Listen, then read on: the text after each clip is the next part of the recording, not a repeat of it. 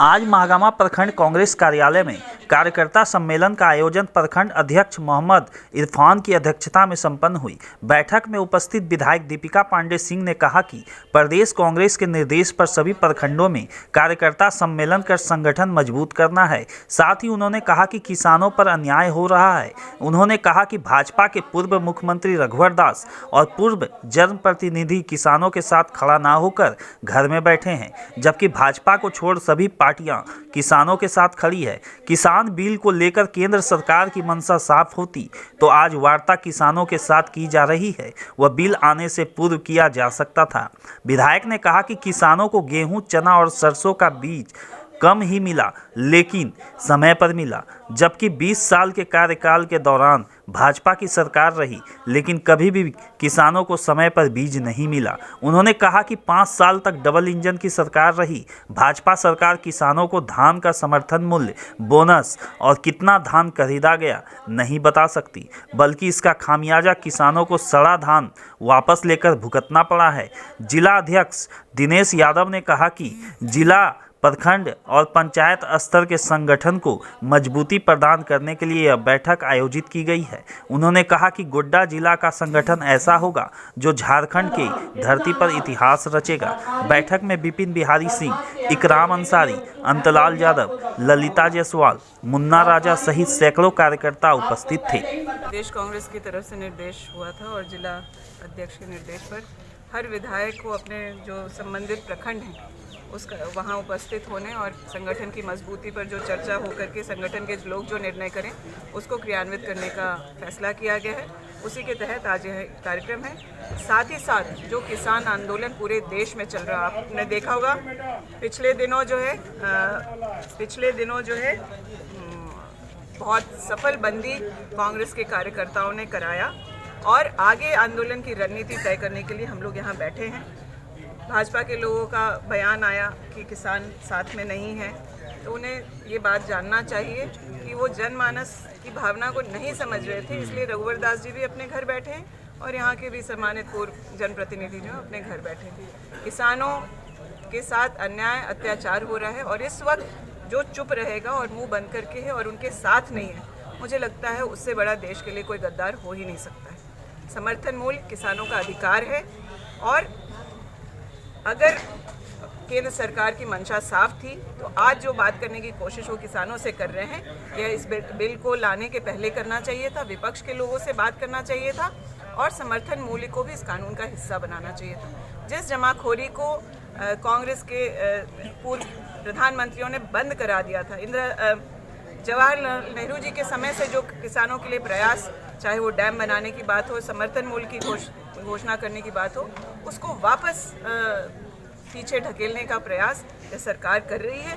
Corporate घरानों को बढ़ाने के लिए, जमाखोरी और महंगाई को बढ़ाने के लिए, यह मंशा हम लोग कभी पूरा नहीं होने देंगे। पार्टी संगठन मजबूती के लिए क्या नई नीति तैयार की गई है? देखिए, पार्टी तभी मजबूत है जब हमारे कार्यकर्ता उत्साहित हैं और वो मजबूत हैं। इसके लिए बहुत ज़रूरी है कि जो संवाद संगठन के बीच, और क्योंकि आज इसी संगठन की वजह से मुझे भी सौभाग्य मिला है जनप्रतिनिधि होकर के लोगों के बीच होने का, तो मेरा दायित्व ना सिर्फ जनता के प्रति है बल्कि पार्टी के कार्यकर्ताओं के प्रति भी है।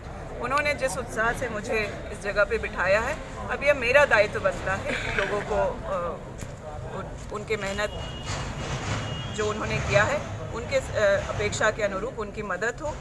क्योंकि आज अगर सरकार की भी कोई योजना है, मान लीजिए आज राशन कार्ड 15 लाख बन रहा है इस राज्य में, कोई भी विधायक जाकर के अपने क्षेत्र में 10,000 कार्ड्स नहीं बनवा सकता है। हमारे कार्यकर्ता जब ज़मीन पर सक्रिय होंगे तभी होगा। संगठन का विस्तार पंचायत और बूथ स्तर पे करने की बात है। साथ ही साथ कार्यकर्ताओं को कहाँ क्या परेशानी हो रही है वो भी देखना हमारा दायित्व है। उसी के क्रम में हम लोग ये बैठक करेंगे कि सरकार जो है धान खरीद नहीं करेगी।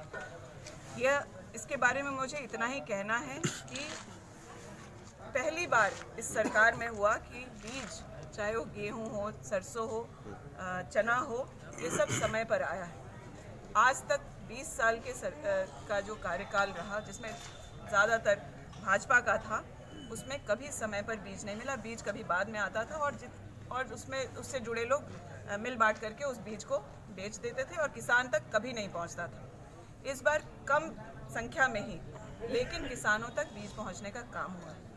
आने वाले साल के लिए भी बीज बांटने की तिथि तैयार है। 25 मई से धान का बीज बंटने लगेगा। इसकी तैयारी कृषि मंत्रालय और संबंधित मंत्री बादल पत्रलेख और मुख्यमंत्री जी ने इसकी तैयारी कर ली। भाजपा के लोग और जो उनके बिचौलिए हैं वो बंदरबाट करते थे, उन्हें इस बात से बहुत घबराहट होने लगी कि किसानों के हाथ में ये पैसा जाएगा। इसलिए एक अफवाह फैलाया गया और ये बताया गया कि सरकार धान नहीं खरीदेगी। मैं उन लोगों से ये पूछना चाहती हूँ कि आप लोग इतना सिर्फ बता दें कि पिछले 5 सालों में जब डबल इंजन की सरकार रही तो भाजपा की सरकार ने कितना समर्थन मूल्य दिया किसानों को, क्या बोनस दिया या कितना धान उन्होंने उठाया।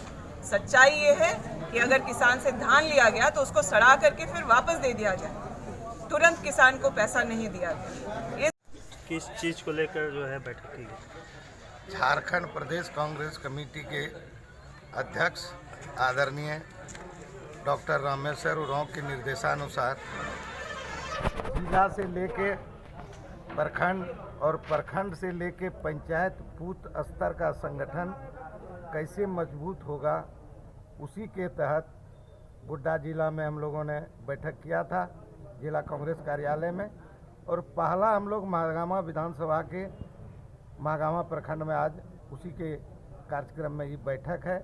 और आज हम लोग महागामा के प्रत्येक बूथ स्तर के कार्यकर्ता से बात करने के लिए आए हुए हैं, पंचायत अध्यक्ष से बात करने के लिए आए हुए हैं कि पंचायत अध्यक्ष मेरा कैसे मजबूत होगा, तब हमारा बूथ मजबूत होगा, तब मेरा संगठन मजबूत होगा। और जब मेरा संगठन मजबूत होगा तो आदरणीय विधायक माननीय दीपिका पांडे सिंह जी का हाथ मजबूत होगा,